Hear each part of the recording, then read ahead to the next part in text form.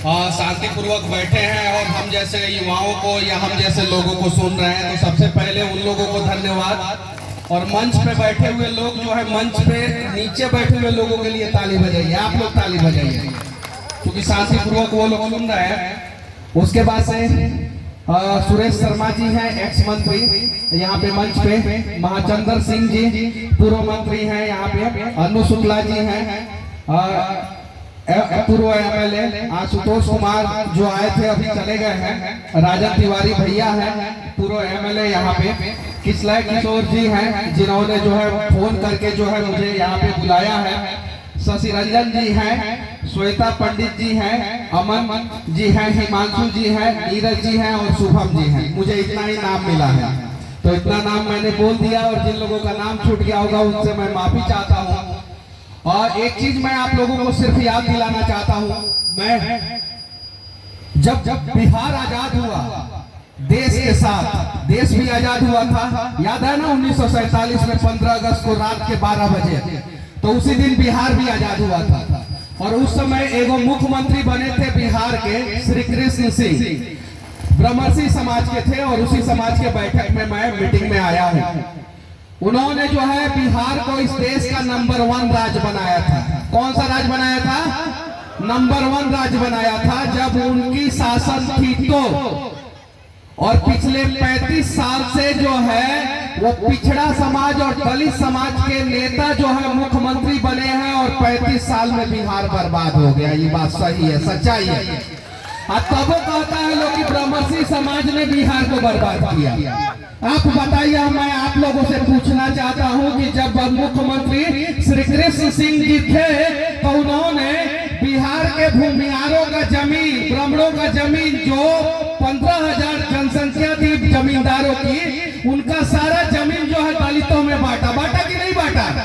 बांटा ना। दलित समाज के लोगों को मंदिर में सबसे पहले पूरे देश में एंट्री किसने कराया? श्री कृष्ण सिंह जी ने कराया। कहा जाता था कि नहर, नाला, नदी सरकार के, और बाकी सब भूमियार के। उस समय कहा जाता था, अभी नहीं है हमारे पास कुछ। ये बात सही है, और मैं जातिवादी बातें नहीं कर रहा हूँ, मैं बस याद दिला रहा हूँ कि श्री कृष्ण सिंह जी जब मुख्यमंत्री थे तो उस समय फोर्ड फाउंडेशन जो दुनिया का नंबर 1 सर्वे करने वाली जो है एजेंसी थी, उसका जो है गठन जो है लोकसभा और राज्यसभा के द्वारा किया गया था 1962 में। और 62 में जब सर्वे हुआ तो बिहार उस समय नंबर 1 राज्य था। कितना नंबर पे था?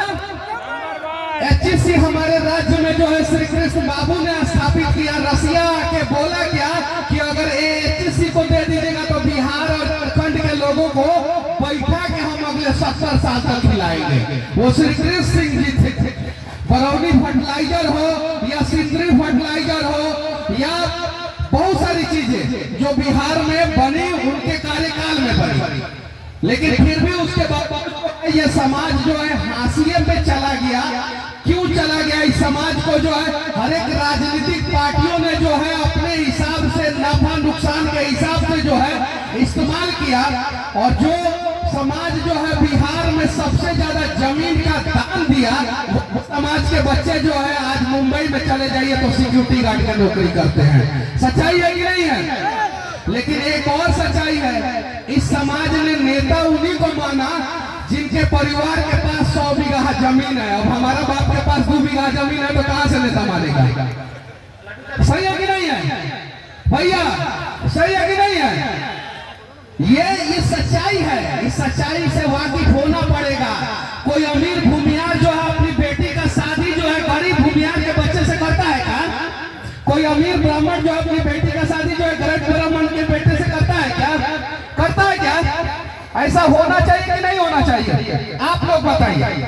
तो ये चीजें सोचिए, समझिए, और साथ में जो है सबको लेके चलिए। हम लोगों ने सबको साथ में लेके चला है। हमने कभी किसी समाज को गाली नहीं दिया है, कभी नहीं दिया है। और हम चाहते हैं कि बिहार का भला हो, सबका भला हो। और सबका भला तब होगा जब सब लोग एक साथ संगठित रहेंगे।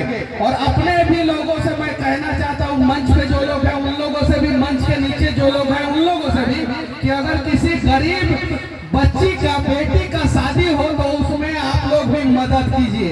करना चाहिए कि नहीं करना चाहिए? और एक बार आप सभी से कहना चाहता हूँ, एक बार बिहार का इतिहास श्री कृष्ण बाबू जब मुख्यमंत्री थे तो उठा के देख लीजिए, पूरे भारत में स्वर्णिम इतिहास बिहार का हुआ करता था। और उसके बाद से बिहार को किन लोगों ने बर्बाद किया, यही बात जब मैं छपरा में बोल दिया था कि 1990 से लेकर 97 तक लालू जी मुख्यमंत्री थे, 97 से लेकर 2005 तक राबड़ी देवी जी मुख्यमंत्री पिछड़ा समाज की थी, 5 से लेकर 13 तक नीतीश जी मुख्यमंत्री थे, पिछड़ा समाज के थे, 13 से लेकर 14 तक जीतन राम मांझी जी मुख्यमंत्री थे, दलित समाज के थे, 14 से लेकर 25 तक नीतीश जी मुख्यमंत्री है, पिछड़ा समाज के हैं। तो फिर पिछड़ा समाज और दलित समाज को लूटा किसने, आप लोग बता दीजिए।